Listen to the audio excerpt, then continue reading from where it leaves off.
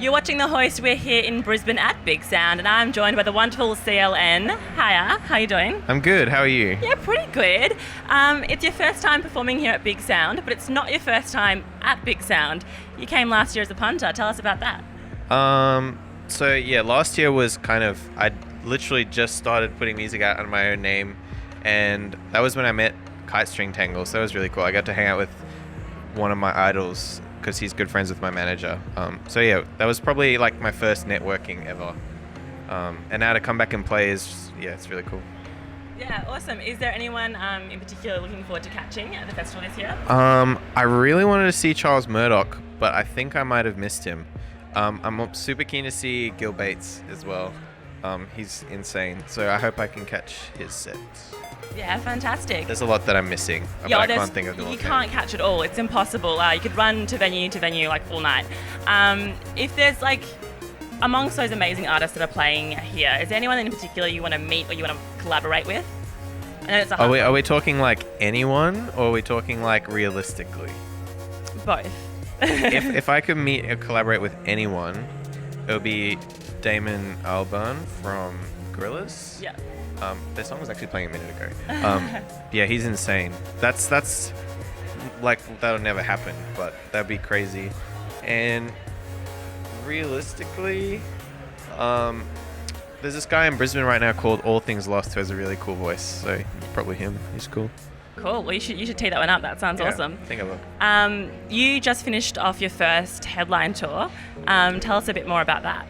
That was crazy. I wasn't expecting much because I'm still kind of growing, so I didn't think there'd be many people there. I was kind of like, oh, maybe there'll be a couple people at a few shows, but I had pretty good crowds at pretty much all of them, so it was really good to actually have people there.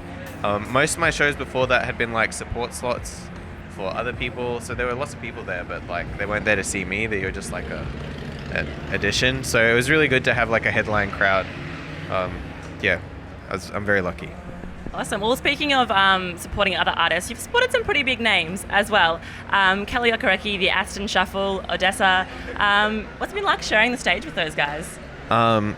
Kele in particular, or Kele, I don't know how to say it. I'm probably saying it wrong as well, don't worry. That was surreal because I kind of grew up listening to Block Party a bit. Like, they were on the FIFA games, their music, and I played a lot of them.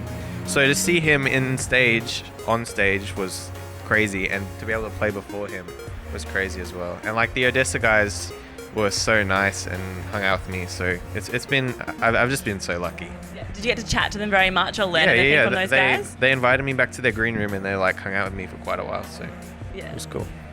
Awesome. Well, your second EP, Found, it dropped just a few months ago, and it's already had a pretty huge response.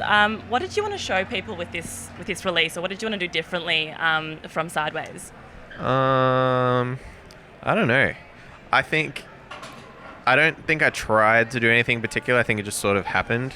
And it probably happened as a result of the people that I hang out with. So we have like a really good crew of producers who I'm really good friends with around here, all up-and-comers like Feki and Golden Vessel and Omniment and Tabral, and they're all sort of like growing in the Brisbane area. So they've kind of influenced my music. We always send stuff back and forth. So I think the EP happened organically as a result of that, rather than me trying to do something in particular, but I don't know.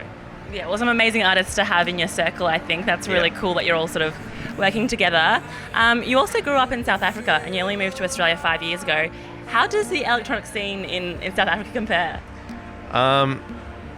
If I hadn't moved, I don't think I'd be making anywhere near the same thing.